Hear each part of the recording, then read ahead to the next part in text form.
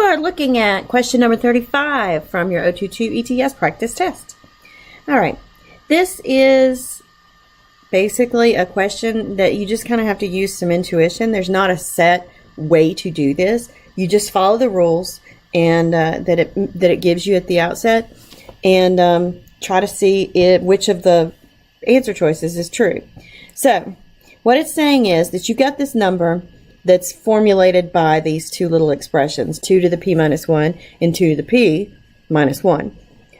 It says that p is a prime number. Remember, a prime number is anything that has as factors only 1 in itself. It says, so here's condition 1. There are 3 conditions here. Here's 1. P is a prime number. Okay. 2 to the p minus 1 is also a prime number, and p has to be greater than 2. So, since I'm not really sure of a specific way to solve this, I kind of tried to fiddle around with the algebra and decided, nah, this is not going to make a good video at all.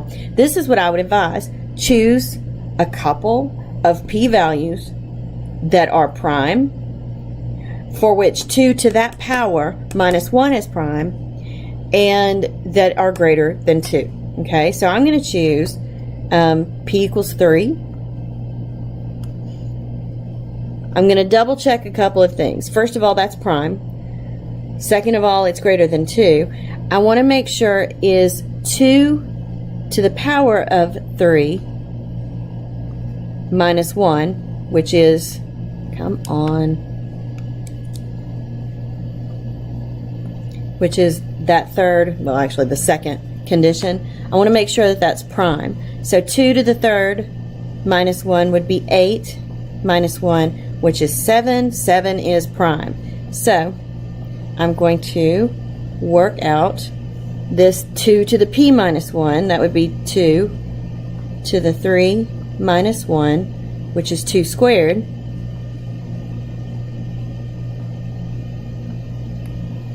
Which is 4. So the entire expression here is equal to 28. So what does it want me to do with that? It says, what is the number of positive divisors, including 1 and itself, in terms of p? So what it's wanting is every factor of 28. And I do that just by listing them. 1 times 28. 2 times 14. 3 does not work. 4 times 7. 5 does not work. If 3 doesn't work, then 6 can't work. And once you reach 7, you've looped back around to a factor you've already listed. So let's count these factors. There are a total of 1, 2, 3, 4, 5, 6 factors. All right. So,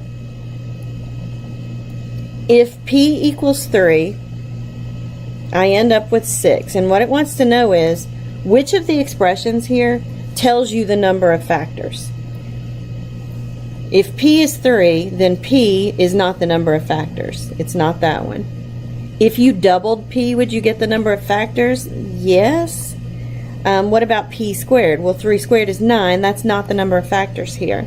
Then 2 to the power of p minus 2 is 2 to the power of 3 minus 1, which is 2 squared, which is 4. Nope, that's not the number of factors. Now, typically I would go ahead and select another p value just to make sure that what I'm looking at here is correct. But in this case, I don't need to, because it rules out everything except 2p. And so that's your answer.